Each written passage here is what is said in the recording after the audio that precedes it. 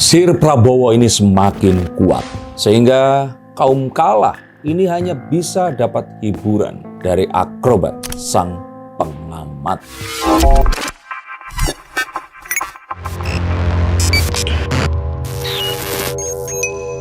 Halo Sensikers, kembali berjumpa bersama saya, Denny Darko. Tidak ada yang namanya misteri, yang ada adalah tanda-tanda yang kita semua coba untuk mengerti. Pengamat-pengamat ini sebenarnya tahu kalau mereka tidak akan pernah bisa membuat perubahan apapun. Tapi mereka selalu memiliki panggungnya. Mereka selalu memiliki penontonnya. Sayangnya penontonnya kebanyakan. Ini adalah orang-orang yang 4L. Lu lagi. Walaupun semakin berkurang, tapi akrobatnya ini semakin meningkat. Apakah betul kaum kalah ini akan selalu jadi penonton setia para pengamat-pengamat jahat ini? Yuk kita lihat. Oke, Mas Denny, ini masih ngomongin tentang pengamat yang sempat juga mengomentari Pak Prabowo dengan prinsip politik mereka katanya. Dan selalu membubuhi kebencian di media sosial ya, berseliweran gitu. Lantas, apakah memang maksudnya kalau kita bilang kan banyak spekulasi juga dari netizen bahwasanya ya, terutama di kanal kita, apakah memang sebenarnya pengamat-pengamat ini ada karena banyak kaum kalah yang masih menyukai komentar-komentar mereka, konten-konten mereka, atau memang ada agenda terselubung di balik itu, mungkin agenda politik dan yang lainnya, atau mungkin ada yang lebih jauh lagi mendanai dalam tanda kutip. Pengamat dan kartu kematian.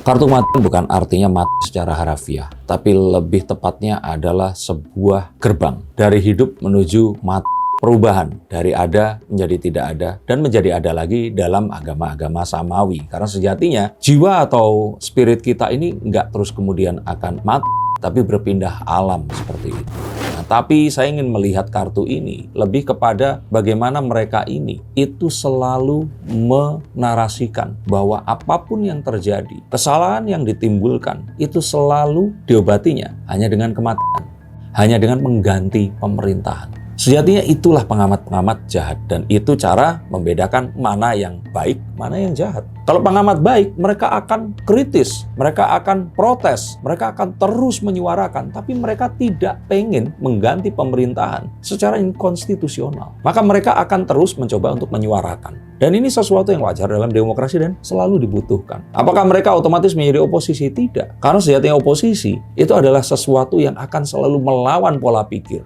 Nah, apakah Indonesia menganut itu? Tentu saja tidak. Dan lebih parahnya lagi, oposisi yang dianut untuk selalu menyalahkan. Jadi apapun yang dilakukan Pak Presiden dan punggawanya ini selalu harus dianggap salah. Mereka pun selalu ingin memperpendek kekuasaan dari pemerintah yang legitimate ini tadi. Dan disitulah letak sesatnya si para pengamat.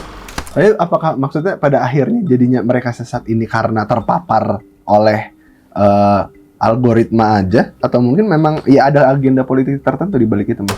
Iya, sama seperti seorang dukun yang percaya kalau dirinya sakti, itu lebih kasihan daripada dukun yang tahu kalau dia nggak sakti tapi nipu orang lain. Nah, kalau orang yang merasa dirinya sakti ini nipu secara nggak sengaja, tapi lebih jahat memang ya orang yang tahu kalau dirinya nggak sakti terus nipu orang lain. Nah, di sini saya merasa bahwa pengamat-pengamat ini ada dua jenis itu tadi. Ada yang pikirannya ini sangat naif, merasa bahwa demokrasi harus ditegakkan. Kalau istilah udah Hasan Nasbi ini, demokrasi itu menjadi tujuan. It's not tools, it's not means. Itu bukan sebuah kendaraan. Sedangkan sejatinya demokrasi ini adalah kendaraan menuju ke apapun yang kita inginkan lagi. Persatuan dan kesatuan Indonesia. Bhinneka Tunggal Ika. Persatuan di atas semua perbedaan. Nah, tetapi mereka selalu mempermasalahkan karena dianggap apapun yang dilakukan itu kurang demokratis. Dan itu seringnya untuk pengamat jahat selalu dijadikan sebuah upaya untuk menggantikan pemerintahan. Makanya saya mencurigai, jangan-jangan demokrasi ini salah satu tujuannya adalah untuk menggoyang pemerintahan yang sah di negara-negara berkembang. Itu seperti negara-negara maju sudah mendapatkan kestabilan pembangunan ekonomi dan juga sosial budayanya. Lalu kemudian saat negara-negara berkembang ini ingin maju, apapun yang terjadi, ini selalu ditembakkan dengan hak asasi manusia, kebebasan berpendapat, kerusakan lingkungan, dan hal-hal yang lainnya. Jadi ada dua pengamat, satu yang naif, satu lagi yang ya mereka ini nggak naif, tapi mereka artinya jahat karena mereka tahu bahwa ini bisa dipergunakan sebagai sebuah cara untuk menggulingkan rezim yang berkuasa. Mas, tapi kan banyak juga sama kayak di konten-konten kita sebelumnya yang ngomongin tentang pengamat, banyak yang bilang bahwa saya pengamat ini mungkin memang selain memang terpapar arus media sosial, mereka ini bukan cuman didukung atau mungkin ditonton kaum kalah. Mereka ini salah satu kaum kalahnya, karena salah satu pengamat ekonomi yang cukup vokal juga. Kan tadinya mantan tim suksesnya Pak Prabowo, terus sekarang keluar. Tahu nggak? Siapa? Pak Ferry.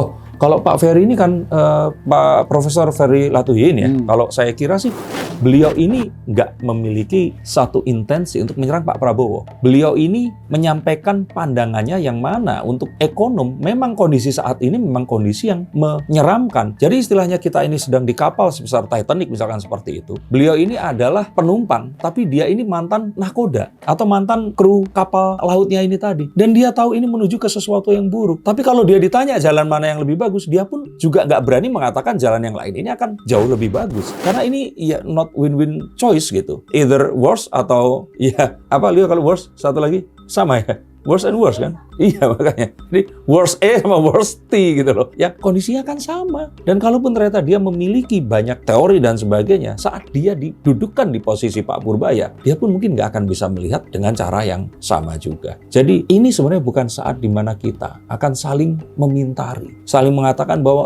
lu salah, gue yang benar. Bukan. Ayo kita bersama. Kita selesaikan permasalahan ini bersama-sama. Nah dengan apa yang terjadi saat ini, kalau kita tetap menginginkan perubahan pemerintahan, maka sama saja kalian menjadi si kaum kalah itu tadi. Dan saat kita menjadi kaum kalah, maka kita tidak berfokus kepada apapun yang kita tuju, tapi kita akan ribut sendiri di sini untuk rebutan memegang kendali. Yang mana siapapun yang memegang kendalinya, pasti hasilnya akan seperti ini. Disclaimer, kalau kalian menanyakan siapa kaum kalah ini adalah orang-orang yang kalau di mungkin bukunya siapa ya? How to be rich atau apa ya, bahwa kemiskinan itu bukanlah sebuah state atau kondisi. Kemiskinan itu adalah sebuah mindset. Kaum kalah adalah orang-orang yang selalu memiliki masalah di setiap solusi. It's supposed to every problem have their solution ya, seperti itu ya. Nah, ini setiap kali ada solusi, mereka akan selalu punya problemnya untuk menyertai itu. Selalu mencari alasan untuk menyalahkan agar dia atau teman-temannya yang akan memimpin jalannya pemerintahan. Dan ini adalah orang-orang yang kalau dialamatkan paling mudahnya adalah seperti orang-orang yang dahulu mendukung Pak Prabowo saat Pak Jokowi menang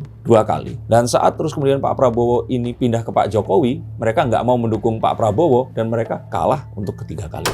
Mas, tapi kalau pengamat gini loh, pengamat apalagi orang-orang yang memang bergelarnya itu kan cukup tinggi, harusnya kan tanggung jawab moralnya juga cukup tinggi. Apalagi kemarin yang sempat rame itu juga Pak Saiful Mujani ya kan, itu juga sampai sekarang masih jadi polemik juga sebenarnya. Itu bisa iya, mengutip apa yang dikatakan oleh Profesor Rocky Gerung, gelar yang tinggi itu menandakan kalau mereka pernah sekolah, bukan artinya mereka pasti pintar atau bijaksana. Dan bisa saja itu semua timbul ya karena satu keyakinan yang salah yang akhirnya mereka anut, dan juga kondisi bahwa mereka tidak bisa mengikuti pragmatisme lapangan yang saat ini terjadi. Mungkin beliau ini masih menganggap ini tahun 1999 atau 97 saat terjadinya kerusuhan PDI dan PDIP itu tahun berapa ya? Ya intinya adalah ini adalah kegagalan kita merespon menggunakan hati dan nurani tentang apa yang harus kita lakukan saat ini, dan bagaimana kekacauan ini hanya akan menimbulkan kekacauan yang lebih besar lagi.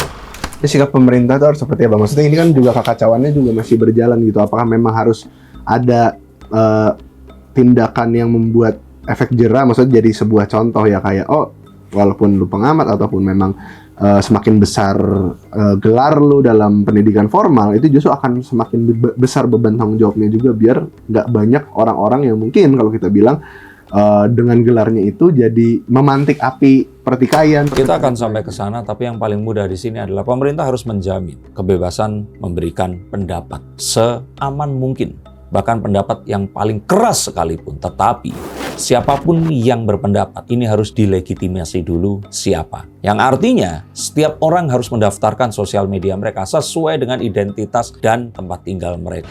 Lu artinya mereka akan ditangkap? Tidak. Anggap saja biarkan sanksi sosial nanti yang akan bekerja. Tetapi saat seseorang mengatakan siapa dirinya, pendapatnya, bertanggung jawab atas pendapatnya itu tadi, maka dialektika yang sebenarnya akan terbuka. Dan kita akan bisa membedakan mana pendapat yang abal-abal dan pendapat yang real atau terverifikasi. demokrasi. Seperti misalkan Profesor Saiful Mujani. Dia berpendapat seperti itu, ya kita tidak bisa lepaskan konteks bahwa bisa saja itu bukan tentang makar. Tetapi apa yang dikatakan ini bisa memicu makar. Nah, maka beliau pun harus dipertanggungjawabkan sesuai dengan gelar yang sudah dia miliki. Yang artinya seharusnya dia jika ingin menyampaikan apapun, dia harus lebih berhati-hati menyampaikannya. Tapi apakah salah? Tidak pernah salah dalam demokrasi. Silahkan. Tetapi saat dia mengatakan di forum terbuka yang terus kemudian disebarkan ke sosial media, perlu kebijaksanaan berpikir dan beralgoritma. Terutama saat kita tahu bahwa algoritma sekarang ini mengarahkan kita kepada kehancuran. Menarik akhir zaman itu semakin dekat dan membuat kiamat ini semakin terlihat. Jadi kalau sekarang ini ditanya apa yang harus dilakukan pemerintah, lakukan regulasi, lakukan penertiban. Tidak hanya kepada para pengamat, kepada semuanya, kepada saya, kepada siapapun juga. Siapapun yang memiliki sosial media harus mendaftarkan secara sah siapa dirinya. Mau punya 1000 akun, so be it, silahkan. Tapi daftarkan dan pastikan orang ini benar ada dan nggak terus komentar di sini, tapi tinggalnya di Rusia. Tapi berbicara tempat tinggal, saya pengen tahu kalian semua tinggal di mana dan kira-kira seperti apa kondisi perekonomian di sana. Betulkah kita sekarang diambang kehancuran? Atau boleh saya katakan mau perang seperti apa? Indonesia ini selama Indonesianya sendiri nggak perang, kita akan masih tetap hidup dengan aman, sejahtera, tidak kelaparan, dan tetap bisa berbudaya. Ini akan saya bahas di konten yang lainnya, di konten yang ini. Dan pastikan kalian juga sampaikan kalian berasal dari mana. Yang ingin dibacakan kartunya silahkan hubungi nomor saya di bawah sini. Tentu saja ini berbayar, tetapi ini terjangkau. Dan terima kasih. Sampai jumpa. Salam.